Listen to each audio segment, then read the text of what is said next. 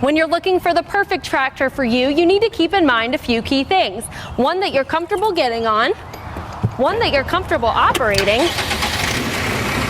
but most importantly, will get the job done.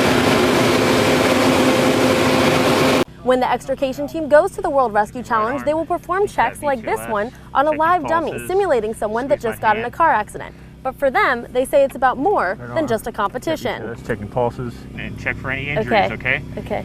Check your head for any bleeding, any crevice. It's about learning new techniques and ways to save lives. When we go to these competitions, there's always little skills that you can learn that you never knew about before. While the pier clearly states it's closed for repairs, neighbors tell me kids come down on a nightly basis, slipping through these cracks. And now neighbors are the ones feeling victimized in their own neighborhood. The director says the kids' day of climbing trees and ziplining is in hopes of helping the kids forget their troubled past and just be kids again. Woo! Sanchez says if you want to participate in helping him achieve his goal, all you have to do is go to Google and type in Kenny Loggins Kickstarter, go to his webpage, I want Kenny Loggins to play in my living room, and donate what you can.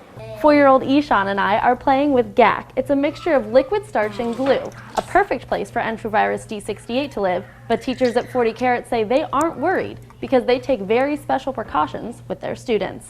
It's a hot summer's day in Sarasota, Florida, and we're going to put this to the test. I have a thermometer here that says it's about 88 degrees. We're going to put it in the car and see just how hot it gets. After 5 minutes of waiting, we came to check on the thermometer, and we're surprised to find it already reads 140 degrees. Imagine if that was your child or grandchild. Adolph Sax was born 200 years ago and created this instrument. An instrument that high school students say is still having an impact on their lives today. Dr. Meredith says even the best surgeon only has 2 hands, but once you put your face in the console, all of a sudden you have 3, giving you the ability to work smarter, more precise, and more in control. You're watching the SNN Weekend Edition with Christine McLarty. A community is rallying together this weekend to mourn 2 children suspected of being killed by their own mother. A car in Palmetto was stolen this weekend, but is now back in the hands of its rightful owner.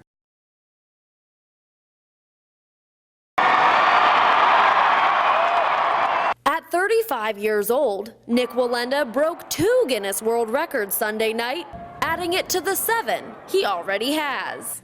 All my training in my hometown in Sarasota, all that hard work definitely pays off. Wallenda walked 2 wires, one at a 19-degree angle, more than 2 city blocks long. The other a straight across wire, walked with a blindfold, and no nets, even no harnesses. Wallenda says more challenging than walking the wire is not walking the wire. You know, the hardest part of doing live TV is waiting until the director says, go ahead on the wire. That hour leading up to it that everybody's going, why are they making us watch this for an hour until he gets on the wire? I'm going, why are they making me wait to get on the wire for an hour? Because I want to get on that wire and walk. Thousands of people have come down here to State Street in Wacker to watch Nick Wallenda walk over the Chicago River. At first I thought he was a little whack. I think it's pretty cool, like, you know, something he's passionate about. With spectators flocking to Chicago from around the world. I'm French and I'm here to watch the man on the wire. They hunkered down hours before the walk to get a good view. How early did you get out here? Hour and a half. We wanted to walk around the area and see what kind of view we had.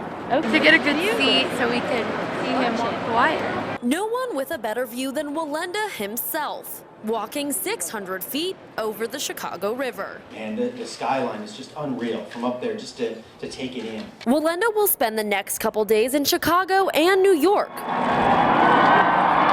talking to media. Reporting downtown Chicago, Chrissy McLarty, SNN, the Suncoast News Network. Gillespie Park residents say the homelessness issue has gotten visibly worse within the park in the last few weeks. SNN's Chrissy McLarty has more on that.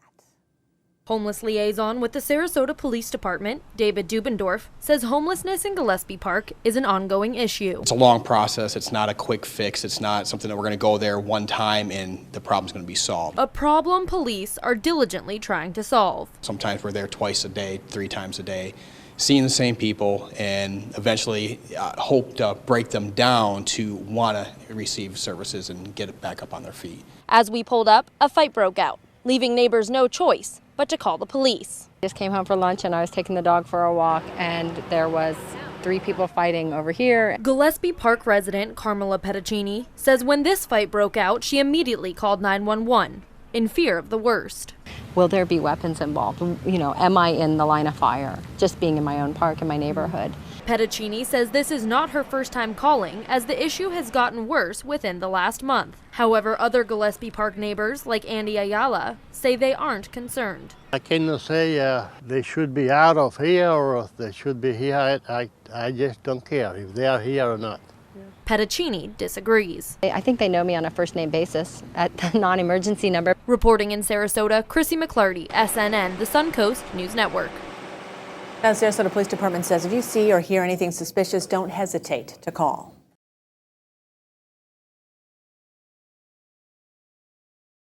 One girl on the Suncoast is battling the disease day in and day out. 8-year-old Grace Wegman is a talkative young thing.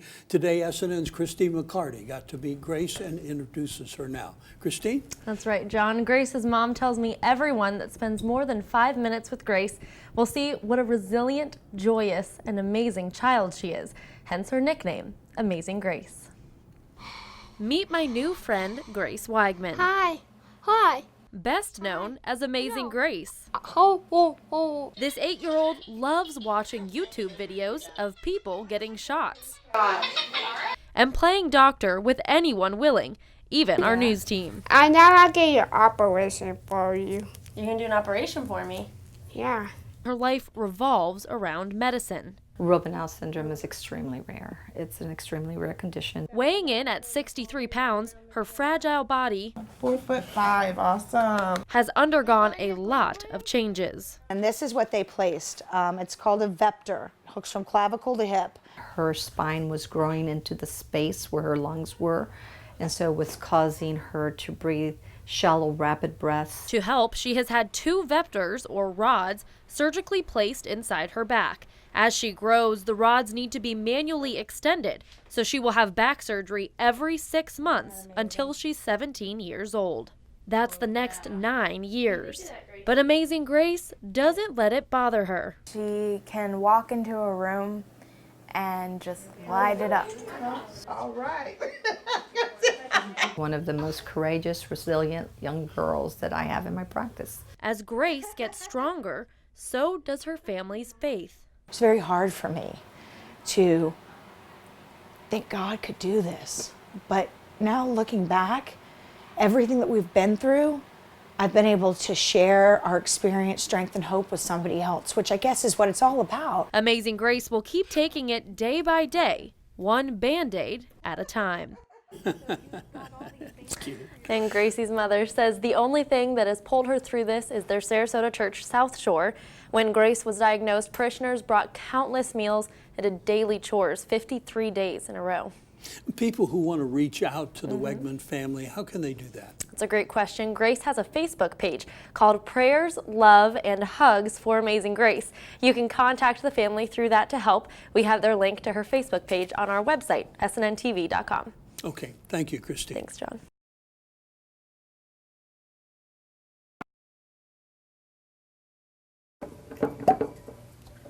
It's called Distiller's Reserve. And for Troy Roberts, it is the culmination of 7 years of getting it just right. Well, this whole thing got started with aging spiced rum in this little 5-gallon barrel right here that I aged rum in just for myself. Rum connoisseurs around the country are anxious. Only 300 bottles of Distiller's Reserve are available, starting this weekend. It's done in the Solera method, which means you never get rid of all the oldest rum from the barrel. And the oldest rum here is over 3 years old now, so it's really gotten good. Handcrafted along its journey, Robert starts with 100% Florida molasses, and he is very fussy about his yeast. Because different yeasts will give you completely different flavors, but all in all, there are probably 150 little decisions you make to improve the rum and make it better. Every bottle filled by hand. No bottling lines, no robots. The bottles are all hand dipped, but before we can hand dip them, we actually take a little roll of tape and we make a little tab so that it will be easy to get to your rum when you're ready to drink it. And yes, for Roberts, the reward is to drink it. It feels really good to take home a bottle of rum that you've spent years making, like the Distiller's Reserve. It's been years, literally, that I've been working on it. And to crack open a bottle of that and drink it, it's wonderful. Reporting for SNN in Sarasota, Chrissy McLarty, the Suncoast News Network.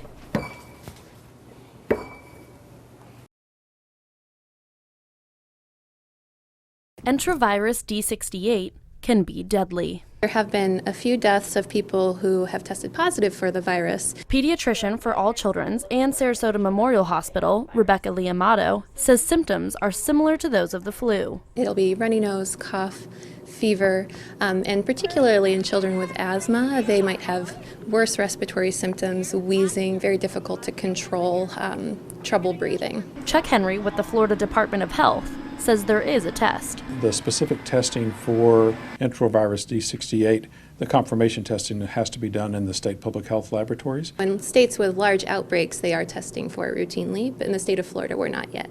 We're only recommending testing for those really severe cases or those cases where the cause of illness is unknown. Preschool teacher Debbie Johnson says they have a saying for parents. One of our favorite sayings is, when in doubt, check it out. 4-year-old Ishan and I are playing with GAC. It's a mixture of liquid starch and glue, a perfect place for enterovirus D68 to live, but teachers at 40 Carats say they aren't worried because they take very special precautions with their students. The first thing they do when they come in the room is they wash their hands.